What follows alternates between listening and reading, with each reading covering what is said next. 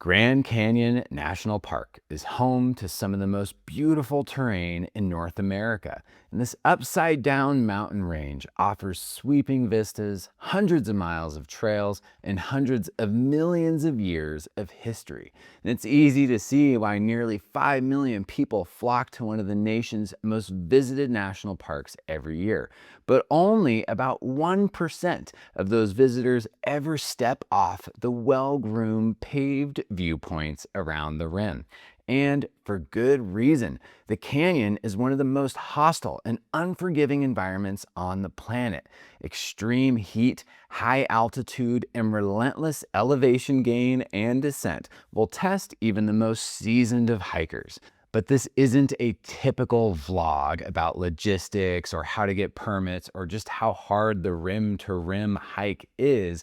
Instead, we're going into the topics that nobody wants to talk about. What it actually takes to prepare your mind and body for the extremes of moving through the trails of the canyon. My aim is to share the exact training methodologies and exercises and preparation protocols that we used so you can show up and not just meet, but exceed the demands of the canyon.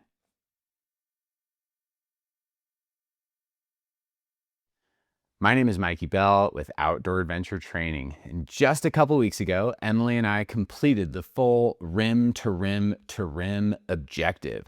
It was almost 48 miles, about 11,500 feet of elevation gain, and it took us 16 hours leaving from our campsite at Mather Campground on the South Rim, all the way across the canyon to the North Rim and back to our campsite. We did this in mid-May, just 5 days after the North Kaibab Trail reopened after the devastating fire on the North Rim in July of 2025. Now, I want to be very clear and set the stage up front. We went into this objective with a robust baseline of fitness built on years and years of training and real application of hiking and trail running, mountaineering, and backcountry skiing in the field. And we chose the rim to rim to rim objective as a Musogi style adventure. We wanted that real challenge, and we definitely got it. In reality, the standard rim to rim hike is a worthy objective in and of itself. Going from the South Rim to the North Rim in a single day is still going to clock well over 20 miles and 6,000 feet of elevation gain, and is a very real challenge. But honestly, the numbers on paper don't even begin to tell the full story. The inverted profile of the canyon is like climbing an upside down mountain. You might start off fresh and begin with a massive descent to the bottom of the canyon, but then you're asked to follow that up with an even bigger climb to the North Rim. Compound this with intense desert heat, sparse water sources, and technical trails, and you've got yourself a proper adventure full of uncertainty. There's no flow chart or dichotomous key that says if you can do X, Y, and Z, then you're rim to rim ready. That said, there are a few basic training variables that need to be established if you want to not just survive your rim to rim hike, but actually enjoy the experience and maybe even shed tears of joy and not pain on both sides of the canyon. First, you need a solid aerobic base. We recently talked about this in our heart rate zones training video and most of the other videos on our channel, and this is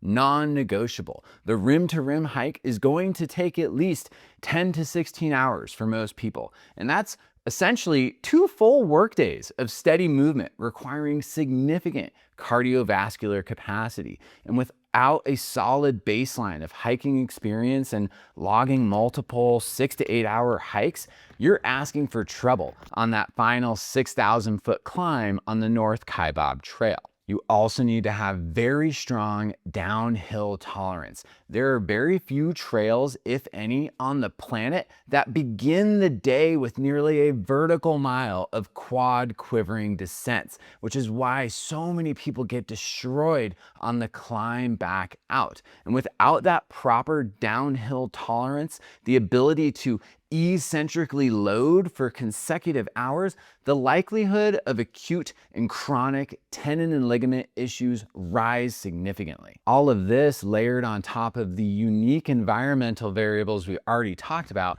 the hot, arid, high altitude desert climate, makes the rim to rim hike a beast of an objective. So let's break down each of these variables and what you can start doing now to systematically prepare for the rim to rim. This is often overlooked and underappreciated, but your dedicated training window is a huge variable when it comes to your preparedness. And how long it takes to train for a huge effort like this is entirely dependent on your current baseline of fitness. Before we get into specific timelines, you need to be honest with yourself. One should always underestimate their fitness level because it's always better to show up over prepared. If you're a seasoned hiker with years and years of experience and a very strong baseline of fitness, you might only need 8 to 12 weeks to get specific with your training for an effort like rim to rim. This is about the amount of time Emily and I spent training specifically for the rim to rim objective.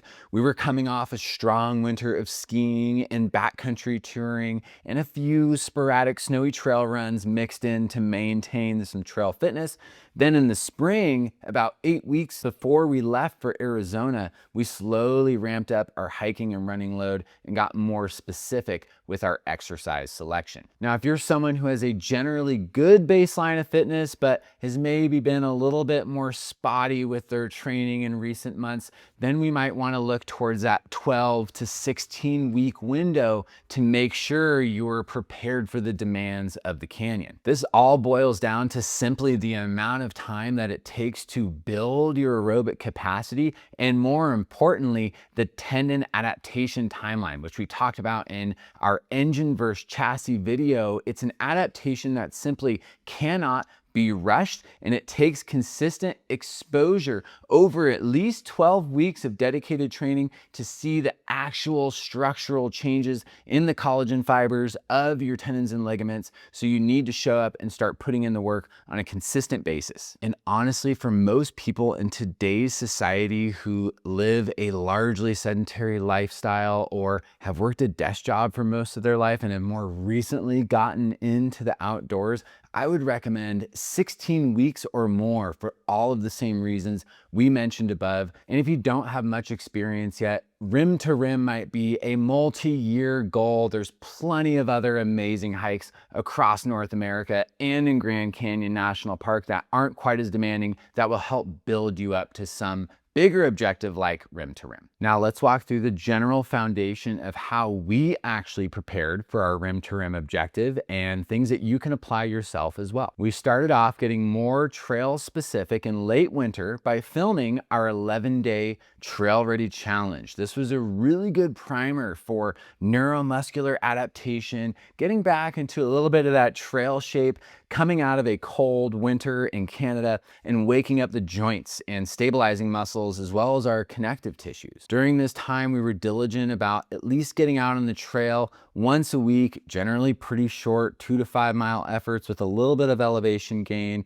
and getting most of our longer aerobic work in on skis walking uphill, which could have easily been supplemented with more hiking or running if we weren't in the middle of a Canadian winter. Then we moved back to OAT's headquarters here in Ashland, Oregon to start getting more specific with our training 6 weeks before we left for Arizona. We immediately started prioritizing more time on trail and increasing the frequency of those efforts in short and small bursts, and then slowly building up our running and hiking load. And the key word here is slowly. Progress isn't linear. We can't just stack on more hours every single week. We need to be progressive with our approach. It happens a lot in training, doing too much too quick. You need to give your body time on the other side to recover and adapt in between efforts. It was also during this time that we were filming new workouts for our updated Trek Prep program. These were primarily stabilization, endurance, and strength endurance focused sessions. For true strength endurance adaptations, we focused on light to moderate weight, which is generally defined as 50 to 70% of your 1 rep max,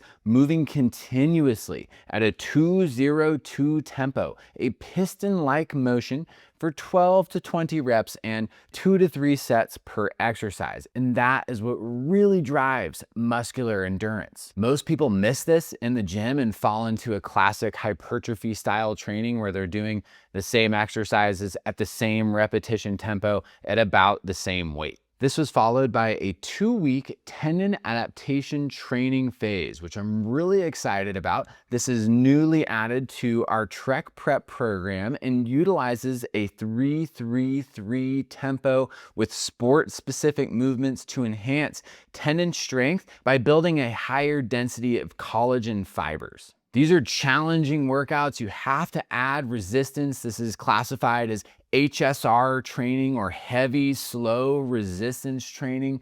And while they are challenging workouts and they certainly left me sore, I think they played a huge role in my preparedness for the rim to rim to rim effort. But a quick reality check, training plans don't always go so smoothly. And unfortunately, Emily dealt with an IT band flare-up after a whiteout ski descent on Mount Shasta in April, which pivoted a chunk of her training to bike, gym, and more time on trail at a lower intensity. So the aerobic stimulus was still there, but it was just modified. And this is worth mentioning because it happens a lot. People in their training, getting outside, get injured or have setbacks that are unexpected, and really no one's at fault. Sometimes these things just happen and you need to get creative with your training, find ways to troubleshoot and work through it. We were doing a lot of mobility work on her TFL. She was getting acupuncture and massage. We were throwing everything at it to cool things down so she could be 100%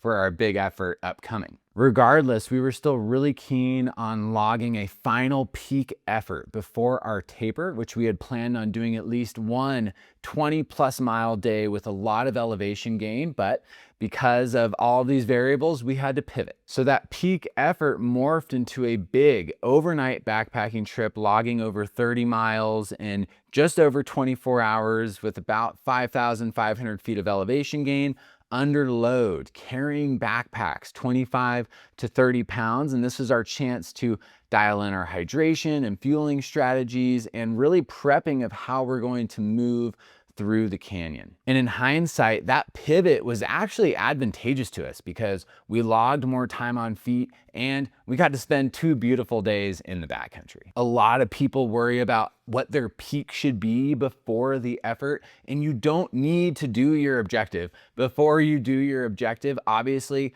30 miles over 2 days is a far cry from 48 in 1, but we got back to the trailhead feeling strong, and it was a huge confidence boost for both of us. After this effort, which is about 10 days before our planned rim to rim to rim day, we began our taper. And this is the most important part of your training program because if you're truly building up your volume, you need to deload and let your body recover so you show up 100%. We were very systematic about this. We sharply dropped our training volume by 40 to 60%, but kept the training intensity and stayed adamant about daily movement. We kept the legs sharp with easy 3 to 4 mile runs and had a very fun OAT meetup in the Bay Area where we climbed Eagle Peak on Mount Diablo, which was great to log a little bit of elevation gain in good company the day before we caught our flight to Arizona. During our taper, we really started to fine-tune our hydration and fueling strategies. We were drinking way more water, electrolytes on a daily basis, and sticking to very familiar and pretty simple foods. And we kept the taper going once we were in Arizona, getting out for short runs and hikes in and around the Sedona and Flagstaff area, and all the way up until the day before the rim to to rim effort, we still did an easy 2-mile shakeout run to Shoshone Point, which I highly recommend. I do want to circle back to the strength component briefly because it's really, really important. The aerobic work is pretty simple. Get out there, log some hours in zone 2, build it up slowly over time, and seek out trails that replicate what you're going to be doing your objective on: steep climbs and steep descents. Honestly, in our rim to rim to rim prep, our longest single mileage day was only 15 miles. And it was the strength work that carried us through on that massive effort. But strength training can get really nuanced, and exercise selection and periodization matter a lot. But the number one thing that you need is a stable foundation that we can build on. This means starting by being able to control your own body in space, which we call proprioceptive awareness. Then we can start layering in specifics to increase load and volume. As far as specific exercise recommendations, because I know you want them, hit reverse step-ups like your life depends on it, because it kind of does. Focusing on driving the knees over toes, getting full range of motion. This is going to save your knees and ankles on those big descents and gets that natural shock absorption system to actually do the work it's designed to do. The reverse step up connects to a larger umbrella of exercises that focuses on eccentric quad contractions, because that's what walking downhill is. So split squats and all of their variations, Bulgarian split squats with weight, negative step ups, emphasizing that slow eccentric lowering phase. And really, these were non-negotiables in our training plan. Next, and this is no secret, integrate single leg work. That's how you're moving on trail, one leg at a time.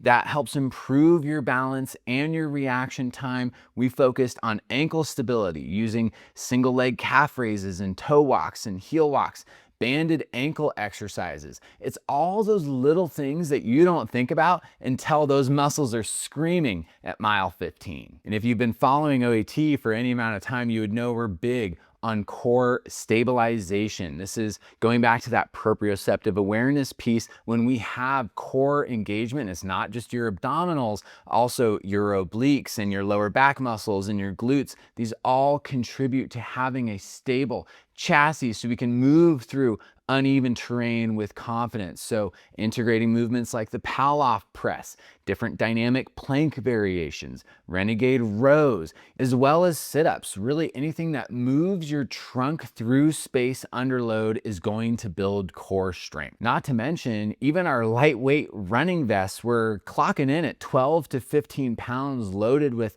3 liters of water and our food and gear for the day. And that's not nothing. And if you're doing this as a day hike, your pack could be up to 20 pounds and you need to prepare for that load. And if you're doing rim to rim or rim to rim to rim as a backpacking effort, all the more reason to implement everything that we've talked about thus far. The other enormous variable with hiking in Grand Canyon National Park is the environmental adaptations. And this was a big one for us coming from a cold winter in British Columbia and preparing for what could be 100+ degrees in the desert heat was not something we took lightly. And from all of our planning, this was one of the single biggest variables that we needed to account for. When we came down south to Oregon, it was a cold and wet spring, which wasn't doing us any favors. So we timed our training efforts under the midday sun at the hottest time of the day, often 1 or 2 o'clock in the afternoon. We were intentional about seeking out south-facing exposed trails to really spend as much time in the heat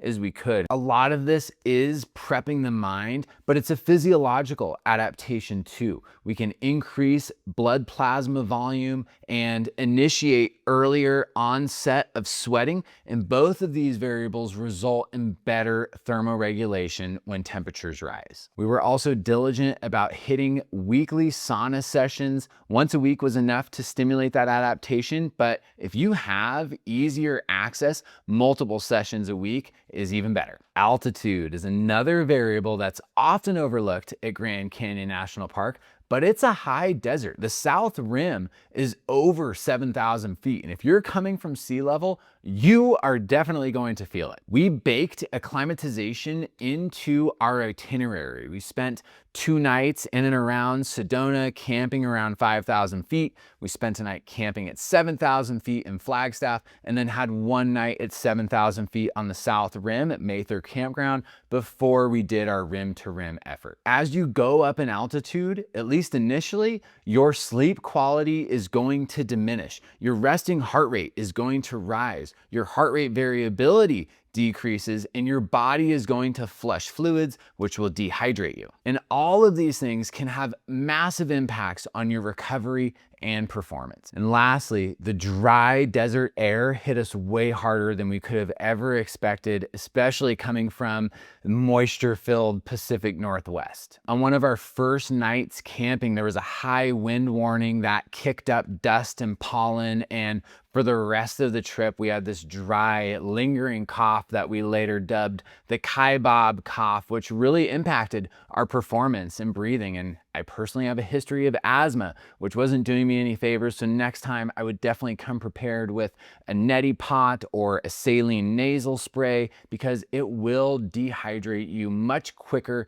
than you realize. Now, all of this can feel so overwhelming to prepare for, and I'm not trying to discourage anyone from taking a stab at the rim to rim hike, but I bring all of these points up because as an outdoor and fitness professional, I want people to be safe and prepared and enjoy their experiences when they're recreating outside. And the Grand Canyon Conservancy reports that the park averages around 310 search and rescue incidents every year. That's nearly 1 every single day. And you do not want to be a statistic in the Grand Canyon. You need to plan ahead, prepare your body, and respect what the canyon is going to ask of you. Remember, going downhill in the case of the Grand Canyon is not even half of the battle. When we were deep into our day on that South Kaibab climb, we still saw hikers coming up, and we were passing them even though we were at mile 40 and we were not moving fast.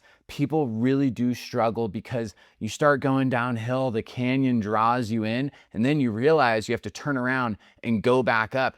It's hot and you're at altitude, and people hit a wall. So if you're looking to get started on your rim to rim preparations, we've got you covered with a couple of great options. First, our 11-day Trail Ready Challenge is an amazing place to start if you're just getting back into things and rebuilding your baseline. This is an entirely free resource on our YouTube channel and available on our app for an ad-free experience. But if you're seeking more structure and a higher level of support, I would encourage you to check out the 7-day free trial on our Trek Prep program. Really has everything you need to get ready for a big hike across the canyon. And lastly, a little teaser, our Ridge Runner program is currently being redeveloped. We're refilming a lot of workouts, so trail runners, keep your eyes peeled for that. Should be live sometime summer 2026. As usual, thank you so much for being a part of the OAT community. Don't forget to like this video, subscribe to our channel, and we'll see you on the trail.